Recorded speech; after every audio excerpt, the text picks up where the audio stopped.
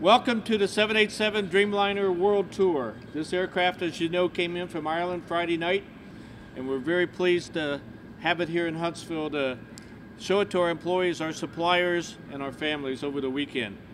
I would just tell you, many of you know Scott Fancher, who left the GMD program here in Huntsville and moved on to Seattle, and we've been after him for over a year, and he finally made it happen. And we have the Dreamliner here for you to view this morning, so please enjoy. Just a couple things. This is part of the World Tour. Obviously, the aircraft's been to the, I guess, east, you would say, to Africa and so forth, and it will leave here later today, go on to St. Louis for a brief stop, and then this weekend to Singapore and Bangkok.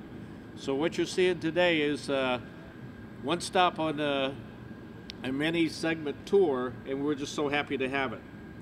Many of our employees, mostly engineers, have worked on this airplane for over the last 6 years. We think well over 600 employees and currently over 300 working both in support of Everett and support of Charleston, and working on the 787-8, which this aircraft is, and the next model, which is the -9.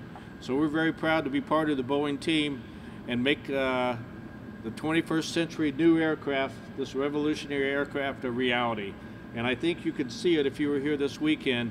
Our guy is holding the sign that says, "I was part of building this new aircraft," and the pride in their eyes and their family to show them what they've been doing when they've been away from home for extended durations. Really, they pumped their chest out, had their head up, and you'll see what I mean when you get a chance to go through it momentarily. You know, today would not be possible without our airport authority and the support we've had in over 50 years here in Huntsville with the team at the airport authority. And representing the airport authority today as our co-host is Mr. Rick Tucker. Rick is the executive director of Huntsville-Madison County Airport Authority. And I'd just like to ask Rick just to say just a couple words to welcome you all here this morning. Rick? On behalf of the Port of Huntsville and the Huntsville International Airport, to welcome you here today as co-host and congratulate Boeing on 50 years in Huntsville, and to welcome such a unique airplane and the vision that it took to produce such an aircraft. We're delighted to be a part of this ceremony here today. It took a lot of vision from people in this community and throughout the world to make this thing happen, and we're just glad to be a part of that.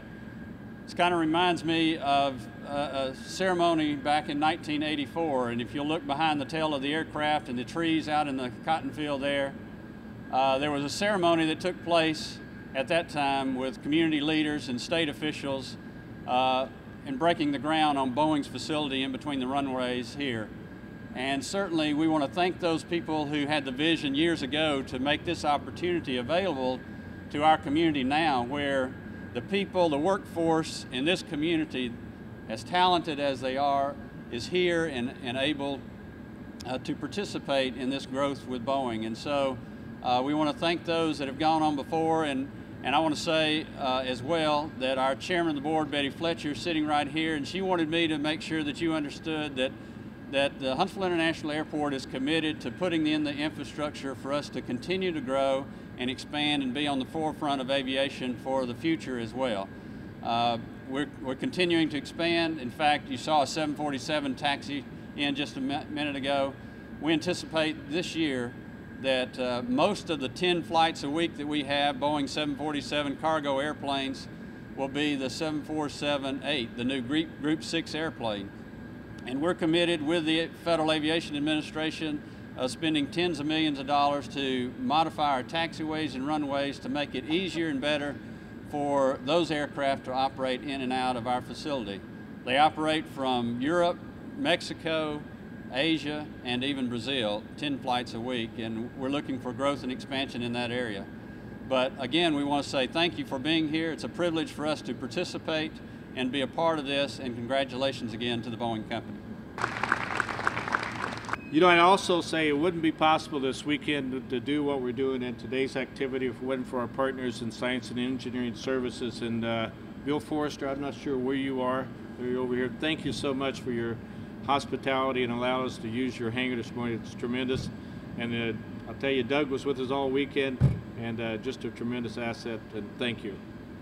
As I mentioned before, you know, being here 50 years, we've seen a lot of history in Boeing, and people grow and excel in things you never thought they'd be. From von Braun, and you know, starting in 1961 with the Saturn V build, the lunar rover, space station, you know, missiles and digitally or remote controlled missiles and systems, telecommunications, and then the launching of this the space station, and then ground-based mid-course defense. So we've been very proud, but during those time periods, you've seen a lot of people grow, come out of the high schools to schools from other places, and go on to be innovative and make history. And I think we've got a chance today to see or hear from two of our local people who have been part of that legacy and outgrowth from our community.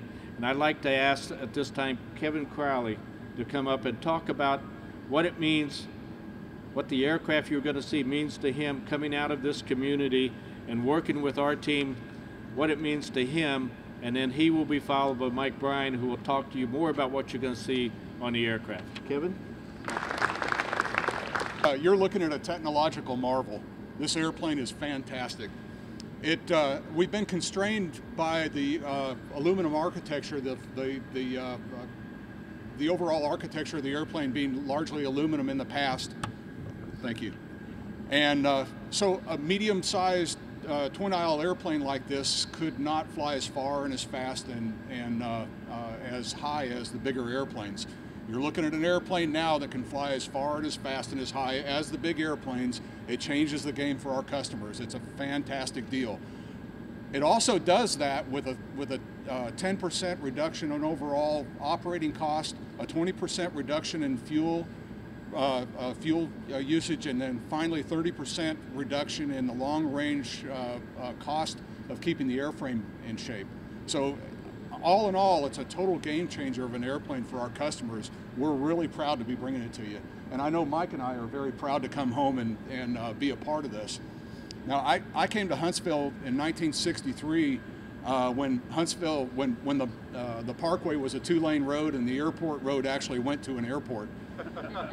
And one of the earliest memories I have is out playing in the yard as a little kid, and all of a sudden the earth started to shake, and there was a loud rumbling noise. And I ran into the house to my mom to find out what it was, and she had no idea what it was. And inside the house, the panes in the windows were literally rattling, and what it was a Saturn V rocket motor doing a full burn on the stands out here. And you know, growing up, we grew up through the Apollo mission and through the space shuttle, and all that time, F-4 Phantoms from Birmingham coming up and riding around the sky. And I know all of the kids grew up looking and saying, I want to be part of this. So I went off to school, got out of school, came back, and I worked on the Patriot missile system for a little while, worked on the Navy CAS test station, and about 1989, Boeing was hiring for the space station, and I said, got to go do that. So got on with Boeing, I worked the space station, and that is just, at that point in time, we believed it was the most complicated aircraft that had ever been built. Very, very complicated. Here we built the lab module, the airlock, the control berthing mechanism, the cupola, all of the nodes. Basically, not just the structures, but everything that filled them out. It was a big, complex engineering problem. Just as we got to the end of that program, we looked around and we realized that we had this nucleus of extremely good people that had all of the warts and all of the scars of having gone through a big integration type of program. And the fear was that we were going to see this dispersed. And about that time, we won what was the original contract for the ground-based mid-course system. And that allowed us to keep that nucleus together. Our structural engineers were put into a group, and we were farming them out around different parts of the company. And our big system integration people went to work on this GMD thing. And that, once again, is arguably one of the most complicated systems that we've ever done. Maybe different from Space Station, but the same kind of skills transitioned and were really, really useful in us going off and conquering that with our partners, obviously conquering that mission. So I worked on that, went up to DC and worked in missile defense there. I was one of the original people put on the Missile Defense National Team, and about 3.5 years ago, I got a call and they said, we want you to come and work on the 787. And obviously at that time, everybody knows we were having some pretty significant problems in a number of different areas, and one of those was the electrical power system for this airplane. And this airplane is revolutionary in a lot of different ways that you don't see. It looks different, obviously, but the internals are very, very different. Along with the composite structure, we have what we call a more electric architecture. And to just give you kind of a feel for that, a 730 or a 777 has a 20 kVA generator on each of the engines as a primary power source. This airplane has 250 kVA generators on each engine. So, and 2 of them on each engine, a much more complex set of loads that are being driven. The load management structure is very complex comparatively. And what we found, my first job was to go to Rockford, Illinois and work with our supplier there, who were arguably the best power system developers in the country, frankly in the world. And they didn't have the right skills to attack this big problem. Frankly, our team back in Seattle had not attacked these big system integration types of problems. As soon as I got there and looked around and got my bearings, I realized I needed to make calls down to Huntsville and get Huntsville people to come up and help some of those key people that I knew could do big system integration. So I got a lot of help from Tony Jones and from Greg Heislip and his different program managers. Lots of gracious help, and within about a month I had 150 Boeing engineers on site, and we worked 4 months and turned that system around. And after 4 months, Mike Carricker and the other couple of chief pilots came in, and we had basically we have a lab up there that has the guts of this airplane, and you can actually fly the airplane in simulations with real hardware there. And it's a fantastic lab. And they had come several times and tested the power system, and it was a failure. They came in. We scheduled 2 12-hour sessions to run the test, and we ran the test in 10 hours and had about 10 squawks. And I think it was Mike Carricker that said that this system's ready to fly today. And I'm telling you, it was the guys from Huntsville that came in and helped us save the day on that. I then moved up to Seattle and took on the entire systems team, and I just kept that conduit open because we had other big system integration types of problems to work. And I've had gracious help from the Huntsville guys. They're awesome. Other side of the fence, the structures guys, that structures nucleus from the space station days, they continued to stay along, and they eventually were turned into our advanced, I'm sorry, Dan, our Huntsville Design Center. And essentially that is a center of excellence for us for hardware design and hardware systems analysis. Both of these are jewels in the Boeing crown, as you will, and we rely on them pretty heavily. So I think with that, Mike, you want to take over? So Mike is one of our project pilots.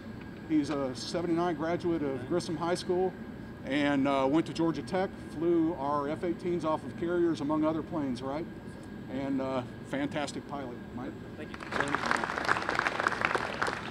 Yeah, it's great to be back in Huntsville, to say the least. I got a lot of friends and family here. The Army brought my dad here as a major, then lieutenant colonel with the Missile Command, and they've stayed in the Huntsville area.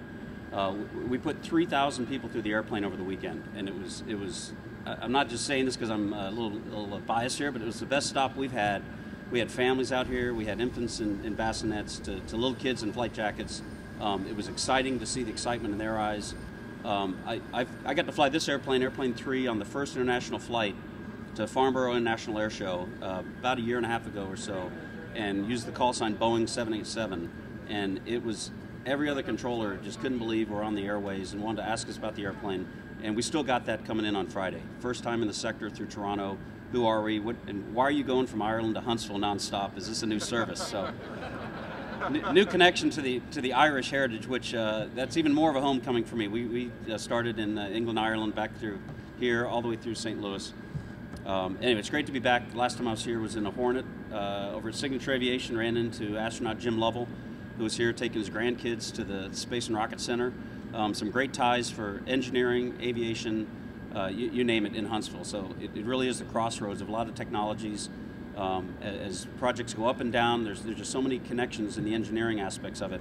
talking to General Rogers on the airplane just a while ago, an Apache helicopter staff member. You see the technologies in this airplane like you do in some of the military ones. It's a very complicated world to fly in, combat or civilian. We expect more out of the pilots: accurate, on time, fuel savings, emissions, follow the rules. I think we really got the flight deck right, and you'll see it up there. 15-inch displays. You know where the other airplanes are, which in the third world area in Africa and China and great countries, but the controlling can be a little bit iffy, and you know where you are. You have your situational awareness is the big word. SA is important in civil aviation as it is in military. Where are the planes, where's the weather, where's the terrain? So I think we present that to the pilots in a fantastic way. I'm totally spoiled. I fly all different variants of airplanes, and I don't want to leave this one because it's accurate and makes my job a lot easier, and it'll really help the airline pilots. The airplane itself, a new service for ANA, All Nippon Airways, is going to open up from Seattle to Tokyo, and I want to be on that flight as a passenger. It's a better ride, bigger windows, the air. If for the engineers in here, a better partial pressure for oxygen. It's 6K cabin instead of 8K. It's just fact. It's better, cleaner air. The passengers are going to love this airplane, and I think you'll see that when you get in the back. Part of the design aspects as well for the airlines themselves, keeping the cost down, the carbon fiber tube, the fuselage, half the inspections in double the time. And that's major. Bringing down either helicopters or airplanes, bringing them in to inspect them, takes them off the line, takes them out of service. We want to keep that minimal and help the airlines with their cost structure and make more money and a better experience for the passengers. So with that being said, I'd be happy once you're out there. Any questions you have, happy to show you the airplane. It's a star, and we're just glad to be here. Thank you very much. Now I'd like to ask our senior elected official to say a few words, our own Congressman Mo Brooks. Mo? Well, it's very much an honor to be able to participate today in a relationship that really began back in the 1950s and 1960s. We've got a lot of elected officials here, but quite frankly, it's the elected officials back then who are responsible for getting the Redstone Arsenal here, with the military commands that we've been blessed with, NASA, Boeing coming in the early 1960s with the space program. And what you're looking at is the culmination of symbiotic effort that has been unfolding now for almost half a century. And by that symbiotic effort, what I mean are the high-tech companies that have come in with Boeing's leadership and others, the engineers and the technological expertise that comes in with that, and how it kind of grows and feeds off itself to the point today where we're all able to be a part of American exceptionalism. If you look at this plane, this craft, what are we really looking at? We're looking at the highest form of aerospace capabilities the world has ever seen. And we played a part in that. 600 to 800 engineers over a good number of years helped to produce the know-how, the intellectual capability, the technological advances that allow that fuselage to be what it is. We in Huntsville did that, but we did it because of what happened in the 1950s and 1960s. So I'd encourage us always to be mindful and thankful for those who have worked so hard before us. And another part of that that is sometimes understated is the capability of our local school systems. Look at what we have with Kevin and Mike, Grissom grad, Huntsville grad. By the way, I'm a Grissom grad too. We beat you in 1972. Can't speak in baseball though. We weren't so good in baseball, but in football we were pretty good. But nonetheless, products of our local school systems, and the word gets out, and again, Huntsville continues to grow. Madison County continues to grow. The Tennessee Valley collectively continues to grow because of the visionaries that we had before us. So with that, I want Tony to know that I very much appreciate the opportunity to participate in this event today. It's a memory that I'm going to have shortly that I'll cherish for a long, long time because it reflects what we can do as a community to continue American exceptionalism at its best. You know, this is a great day for Huntsville, for Madison County, for Madison, for Decatur, for the whole area. When we start talking about something like this plane out here replicates the greatest aeronautical achievement in this decade. When you look at this plane, this is the greatest aeronautical achievement in this decade, and Boeing should be so proud. We are proud to have been a part of this with 600 employees working for 6 years, and I'd be remiss if I didn't say that those 600 employees probably had about a 20% cost differential than the employees from out on the East Coast and the West Coast because our cost of living is a little bit less. But I will say this, Boeing has been a great partner with our whole community for years and years. When you look across the board, 25 years ago, they made a significant investment in this area when they bought the land where they now have their headquarters right across this airport. And they have been a great partner in all the economic development that we've had in this area. They have been part of the equation that has made up the success of Huntsville. To Boeing, we say congratulations. This is a day that will put Huntsville in the history books. Thank you. Thank you for coming, and I'll see you on the airplane. Thank you very much. Group 1, Mike.